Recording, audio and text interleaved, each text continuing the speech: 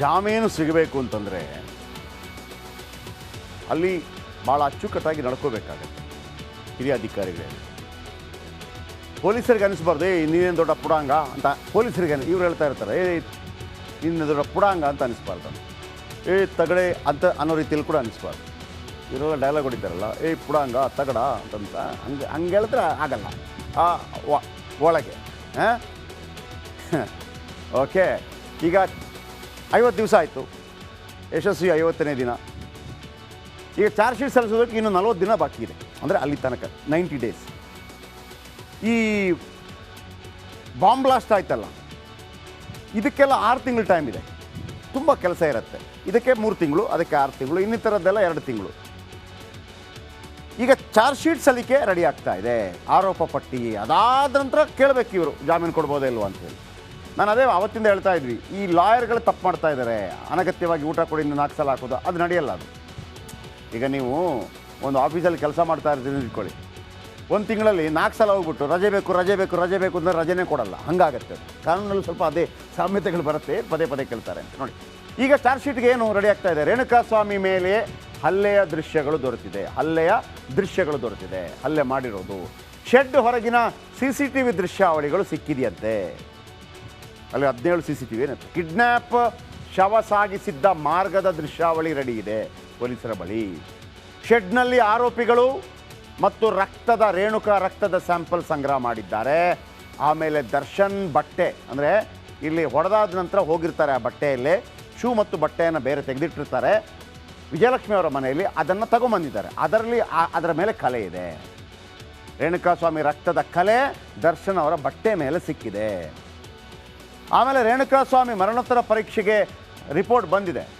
ಅದರಲ್ಲಿ 32 ಕಡೆ ಹೊಡೆದಿದ್ದಾರೆ, ಪಕ್ಕೆಲುಬು ಮುರಿದಿದೆ, ವೃಷಣವನ್ನು ಹೊಡೆದಿದ್ದಾರೆ, ಇದೆಲ್ಲ ಬಂದಿದೆಯಲ್ಲ. ಓಕೆ. ಇನ್ನು 17 ಆರೋಪಿಗಳ ಮೊಬೈಲ್ನಲ್ಲಿ ಸ್ಫೋಟಕ ಮಾಹಿತಿ ಲಭ್ಯವಾಗಿದೆ. ನಾವೇನು ಅಂದ್ಕೊಂಡ್ಬಿಡ್ತೀವಿ, ಕಳಿಸ್ಬಿಟ್ಟು ಡಿಲೀಟ್ ಮಾಡಿದೆ ಯಾವನು ಗೊತ್ತಾಗಲ್ಲ ಅಂತೇಳಿ. ಅಲ್ಲೊಂದು ಮಿಷಿನ್ ಇದೆ, ಆ ಮಿಷಿನ್ಗೆ ಹಾಕಿ ರಿಟ್ರೀವ್ ಮಾಡಿದ್ರೆ ಎಲ್ಲ ದಬ ದಬ ದಬ ದಬ ಅಂತ ಬರುತ್ತೆ. ಹಿಂಗೆ ದಬ ದಬ ದಬ ದಬ ದಬ ಅಂತ ಬರುತ್ತೆ ನೀವು ಕಳಿಸಿದ್ದು ಮತ್ತೊಂದು. ಸೊ ಹಾಗಾಗಿ ಈ ಲವ್ ಗಿವ್ ವಿಚಾರದಲ್ಲಿ ಕಳಿಸಿರ್ತೀರಲ್ಲ, ಐ ಲವ್ ಯು ಮತ್ತೊಂದು ಮಗದೊಂದು, ಹಂಗೆ ಮಾಡ್ತೀನಿ ಹಿಂಗೆ ಮಾಡ್ತೀನಿ, ನಾಳೆ ಆದರೂ ಹೆಚ್ಚು ಕಡಿಮೆ ಆದಾಗ ನಿಮ್ಮ ಮೊಬೈಲ್ ಎಂಟ್ರಿ ಕೂಡ ರಿಟ್ರೀವ್ ಮಾಡ್ತಾರೆ. ಹಾಗೆ ನೀವು ಕಳಿಸಿದೆಲ್ಲ ಬಂದಿರ್ತದೆ, ಅಶ್ಲೀಲ ಫೋಟೋ ಗೀಟೋ ಎಲ್ಲ ಕಳಿಸಿದೆಲ್ಲ ಬಂದಿರ್ತದೆ. ಸ್ವಲ್ಪ ಜಾಗೃತಿ ಆಗಿದೆ, ಗೊತ್ತಾಯ್ತಲ್ಲ. ಇನ್ನು ದರ್ಶನ್ ಪವಿತ್ರ ಗೌಡ ಮನೆಯ CCTV ದೃಶ್ಯಾವಳಿ ಸಿಕ್ಕಿದೆ. ಅಲ್ಲಿ ಏನೆಲ್ಲ ಆಯಿತು, ಯಾಕೆ ಬಂದರು, ಯಾಕೆ ಹೋದರು, ಯಾಕೆ ಗಾಬರಿ, ಇದೆಲ್ಲ ನೋಡ್ತಾರೆ. ಆಮೇಲೆ ಏನು ಮಾತಾಡಿದರು, ಲಿಪ್ಸಿಂಕ್ ಮಾಡ್ತಾರೆ. ಎಲ್ಲ 17 ಆರೋಪಿಗಳು ಬಳಸಿದ್ದ ವಾಹನಗಳು ಸಿಕ್ಕಿವೆ. ಆರೋಪಿಗಳು ಒಂದೇ ಕಡೆ ಇದ್ದಿದ್ದಕ್ಕೆ ಟವರ್ ಲೊಕೇಶನ್ ಸಿಕ್ಕಿದೆ. ಈ ಆರಂಭದಲ್ಲಿ ಏನಾಯಿತು, ಇನ್ನು 3 ಜನ ಬಂದ್ಬಿಟ್ಟು ಹೇಳಿದ್ರಲ್ಲ, ಸ್ವಾಮಿ ನಾವು ಅವನ್ನ ಕೊಂದುಬಿಟ್ಟಿದ್ದೀವಿ, ನಮ್ಮನ್ನು ಅರೆಸ್ಟ್ ಮಾಡಿ, ನಮ್ಮಿಂದಾಗಿ ರೇಣುಕಾಸ್ವಾಮಿ ಕೊಲೆ ಆಗಿದೆ ಅಂತೇಳಿ ಬಂದುಬಿಟ್ರು. ಇವ್ರ ತಲೆಯಲ್ಲಿ ಹಿಂಗೆ ಹೇಳಿದ ತಕ್ಷಣ ಮುಗ್ದೋಗ್ಬಿಡತ್ತೆ ಅಂತೇಳಿ. ಹೌದಾ, ಯಾಕೆ ಕೊಂದ್ರಿ? ನಾವು ಸ್ವಲ್ಪ ಹಣಕಾಸಿನ ವಿಚಾರ ಆಯಿತು ಸರ್ ಅಂತ ಆರಂಭದಲ್ಲಿ ಬಂದ್ರಲ್ಲ. ಓಕೆ, ನೀವೆಲ್ಲಿರೋದು? ನಾವು ಇಲ್ಲಿ ಗಿರಿನಗರ್. ಎಲ್ಲಿರೋದು? ಚಿತ್ರದುರ್ಗ. ಅರೆ ವಾ, ಚಿತ್ರದುರ್ಗ ಗಿರಿನಗರ್ ಏನು ಕನೆಕ್ಷನು? ಅಲ್ಲ ಸರ್, ಅವರು ಮೊಬೈಲ್ ಕೊಡಪ್ಪ, ಮೊಬೈಲ್. ಅರೆ ದರ್ಶನ್ಗೆ ಹೋಗಿದೆ. ಯಾರು ದರ್ಶನ್? ಎಲ್ಲರದು ಎಲ್ಲ ಟಕ ಟಕ ಟಕ ಟವರ್ ಲೊಕೇಶನ್. ಅಯ್ಯಪ್ಪ, 15 ಜನ ಒಂದೇ ಪ್ಲೇಸಲ್ಲಿದ್ದಾರೆ. ಸಿಕ್ಕಾಕೊಂಡ್ಬಿಟ್ರು. ತನಿಖೆ ಮಾಡ್ದಂಗೆ ಆರೋಪಿಗಳು ಒಂದೇ ಕಡೆ ಇದ್ದಿದ್ದಕ್ಕೆ ಟವರ್ ಲೊಕೇಶನ್. ಸೆಪ್ಟೆಂಬರ್ ಮೊದಲ ವಾರವೇ ಚಾರ್ಜ್ ಶೀಟ್ ಸಲ್ಲಿಕೆ ಆಗುತ್ತಾ ಹಾಕಿದರೆ? ಈಗ ಆಗಸ್ಟ್ ಅಲ್ವಾ, ಸೆಪ್ಟೆಂಬರ್ ಮೊದಲ ವಾರದಲ್ಲೇ ಆಗುವಂಥ ಸಾಧ್ಯತೆ ಇದೆ. ಓಕೆ ಅಂತ ಸಿದ್ದರಾಮಯ್ಯಗೆ HD ಕುಮಾರಸ್ವಾಮಿ ಕುಟುಕಿದ್ರು. ಇವತ್ತು ಯಡಿಯೂರಪ್ಪನವರನ್ನ 82 ವರ್ಷ ಯಾವುದೋ ಸುಳ್ಳು ಕೇಸ್ ಫಿಕ್ಸ್ ಮಾಡಿ ಜೈಲಿಗೆ ಕಳಿಸ್ಲೇಬೇಕು ಯಡಿಯೂರಪ್ಪನವ್ರನ್ನ ಅಂತ ಹೇಳಿ ಹೇಳ್ತಾ ಇದ್ದೀರಿ. ನಾಚಿಕೆ ಆಗಬೇಕು ನಿಮಗೆ. ಆ ವಯಸ್ಸಿಗಾದರೂ ನಿಮಗೆ ಗೌರವ ಕೊಡಬೇಕು ಅನ್ನೋದು ನಿಮ್ಮ ಮನಸ್ಸಲ್ಲಿ ಬರಲಿಲ್ಲ. ದೇವೇಗೌಡರ ಬಗ್ಗೆ ಮಾತನಾಡ್ತೀರಿ. ಬಿಜೆಪಿ JDS ದೋಸ್ತಿ ನಾಯಕರು ಸಿದ್ದರಾಮಯ್ಯರನ್ನ ಜೈಲಿಗೆ ಕಳಿಸಲೇಬೇಕು ಅಂತ ಪಟ್ಟು ಹಿಡಿದಿದ್ದಾರೆ. ಆದ್ರೆ ಕಾಂಗ್ರೆಸ್ ಕೂಡ ಪ್ರತಿತಂತ್ರ ಹೂಡಿದ್ದು BS ಯಡಿಯೂರಪ್ಪಗೆ ಕೆಡ್ಡ ತೋಡಿದೆ. Political bureau, Republic Kannada. ಕರ್ನಾಟಕದ ಮುಖ್ಯಮಂತ್ರಿ ತಪ್ಪು ಮಾಡ್ಲಿಕ್ಕೆ ಸಾಧ್ಯನಾ? ನಾನು ತಪ್ಪು ಮಾಡ್ಲಿಕ್ಕೆ ಸಾಧ್ಯನಾ? ಈ ರಾಜ್ಯದ ಜನರಿಗೆ ದ್ರೋಹ ಮಾಡ್ಲಿಕ್ಕೆ ಸಾಧ್ಯನಾ? ಯಾವತ್ತೂ ಕೂಡ ದ್ರೋಹ ಮಾಡಲ್ಲ. ಇಲ್ಲಿ ನೋಡಿದ್ರೆ ಇಲ್ಲಿ ಏನ್ ಹೇಳುದು, ನಿನ್ನೆ ಹೇಳಿದ್ದಾರಲ್ಲ, 1 ಕಪ್ ಚುಕ್ಕೆ ಇಲ್ಲ ನನ್ನ ಮೇಲೆ. ನಾನು ಮುಖ್ಯಮಂತ್ರಿ ಆಗಿದ್ದನ್ನು ಸಹಿಸ್ತಾ ಇಲ್ಲ, ಹಿಂದುಳಿದವನು. ನೀವು ಹಿಂದುಳಿದ ವರ್ಗದ ಮುಖ್ಯಮಂತ್ರಿ ಅಲ್ಲ, ರಾಜ್ಯದ 6.5 ಕೋಟಿ ಜನತೆಯನ್ನು ಪ್ರತಿನಿಧಿಸ್ತಕ್ಕಂಥ ರಾಜ್ಯದ ಮುಖ್ಯಮಂತ್ರಿ ಅನ್ನೋದನ್ನ ಮೊದಲು ಇವತ್ತು ಸಿದ್ದರಾಮಯ್ಯನವರೇ ನೀವು ಕಲ್ತ್ಕೋಬೇಕು ಅನ್ನೋದನ್ನ ಹೇಳಲಿಕ್ಕೆ ಬಯಸ್ತೇನೆ. ಸಿದ್ದು ಮೇಲೆ ಬಂಡೆ ಬಿದ್ರೆ ಏನಾಗುತ್ತೆ ಗೊತ್ತಾ? ಕಲ್ಲು ಬಂಡೆ ಅಂತ ಹೇಳಿ ಮಾಧ್ಯಮದವ್ರು ಹೇಳಿದ್ರು. ಕಲ್ಲು ಪ್ರಕೃತಿ, ಕಡದರೆ ಆಕೃತಿ, ಪೋಷಿಸಿದ ಸಂಸ್ಕೃತಿ. ಈ ಬಂಡೆ ಸಿದ್ದರಾಮಯ್ಯನ ಜೊತೆ ಇದೆ. ಈ ಮಾತನ್ನ ಈ ಸಂದರ್ಭದಲ್ಲಿ ಹೇಳಲಿಕ್ಕೆ ನಾನು ಬಯಸ್ತಾ ಇದ್ದೇನೆ.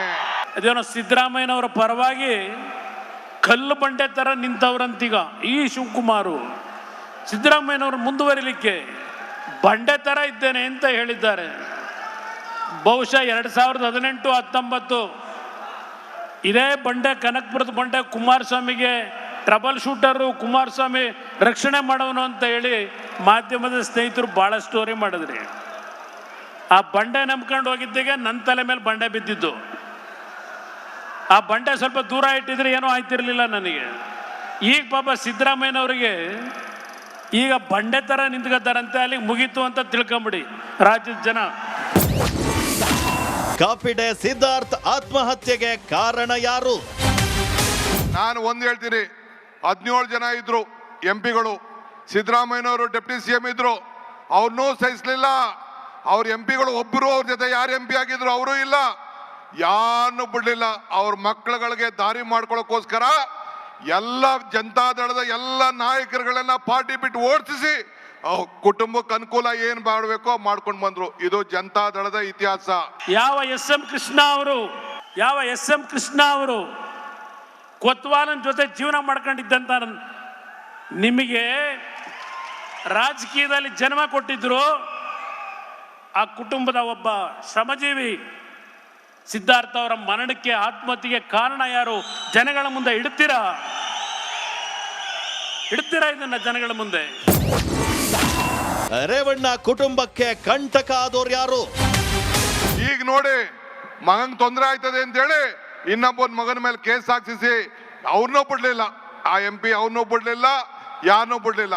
ಹಂಗೆ ಸಿದ್ದರಾಮಯ್ಯನ ಬಿಡ್ತಾರೇನ್ರಿ? ನಮ್ಮನ್ನು ಬಿಡ್ತಾರೇನ್ರಿ? ನನ್ನ ಸಹೋದರ ರೇವಣ್ಣ ಅಯ್ಯೋ ನಾನು ಸಿದ್ದರಾಮಯ್ಯನವರು ಭ್ರಷ್ಟಾಚಾರ ಮಾಡೋ ಅಂದ್ರೆ ನಂಬಲ್ಲ.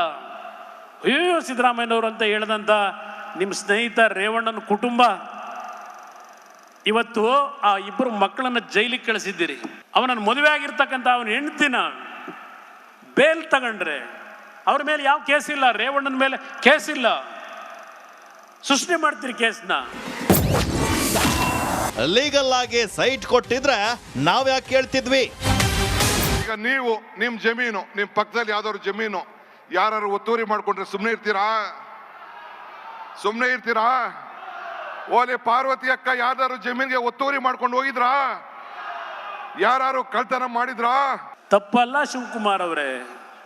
3 ಎಕರೆ ಇಲ್ಲದೆ ಇದ್ರೆ 30 ಎಕರೆ ದಾನ ಮಾಡಿಸಿ, 30 ಎಕರೆ ದಾನ ಮಾಡಿಸಿ ಮುಖ್ಯಮಂತ್ರಿಗಳೇ ನಿಮ್ಮ ಬೊಮ್ಮಾಯಿನ ಮುಖಾಂತರ.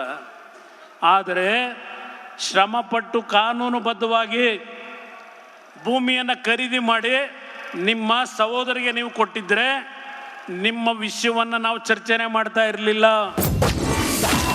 ನಿಮ್ಮಪ್ಪ ರೈತ, ನಮ್ಮಪ್ಪ ಇಂಜಿನಿಯರ್. ಕುಮಾರನಿಗೆ ನಾನು ಒಂದು ಪ್ರಶ್ನೆ ಕೇಳಲಿಕ್ಕೆ ನಾನು ಬಯಸ್ತೇನೆ. ನಿಮ್ಮ ತಂದೆ ಈ ಭೂಮಿಗೆ ಬಂದಾಗ ನಿಮ್ಗೆ ಎಷ್ಟು ಜಮೀನಿತ್ತು? ಎಷ್ಟು ಜಮೀನನ್ನ ಇಲ್ಲಿ ಪಡ್ಕೊಂಡ್ರಿ?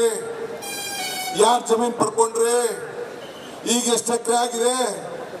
ಯಾರ ಹೆಸರು ಟ್ರಾನ್ಸ್ಫರ್ ಆಯ್ತು? ವಾಪಸ್ ನಿಮ್ಮ ಹೆಸರಿಗೆ ಹೆಂಗ್ ಬಂತು? ಆ ಭೂಮಿ ದಾಖಲೆಗಳು ಇದೆಯಾ? ಇಲ್ಲಿ 100 ಎಕರೆ ಇಲ್ಲಿ ತಮ್ಮದು, ತಮ್ಮ ಕುಟುಂಬದವ್ರು ಇಲ್ಲಿದೆ. ದೇವೇಗೌಡರ ಆಸ್ತಿ ಕೇಳಿದಿರಿ. ದೇವೇಗೌಡರು ರಾಜಕಾರಣಕ್ಕೆ ಬರೋದಕ್ಕಿಂತ ಮುಂಚೆ ಒಬ್ಬರು ಇಂಜಿನಿಯರ್ ಆಗಿದ್ರು, ಡಿಪ್ಲೊಮಾ ಪದವೀಧರ. ನಿಮ್ಮದೇನಿತ್ತು? ನಿಮ್ಮ ತಂದೆದೇನಿತ್ತಪ್ಪ? ನಿಮ್ಮ ತಂದೆದೇನಿತ್ತು? ಕೆಂಪೇಗೌಡರದು. ಬಿಜೆಪಿಯವರು ಆರಂಭಿಸಿದ್ದ ಪಾದಯಾತ್ರೆಗೆ ಕೇಂದ್ರ ಸಚಿವ ಕುಮಾರಸ್ವಾಮಿ ಸರಿಯಾಗಿ ಫುಲ್ ಸ್ಟಾಪ್ ಇಟ್ಟಿದ್ದಾರೆ. Bureau report, republic Kannada.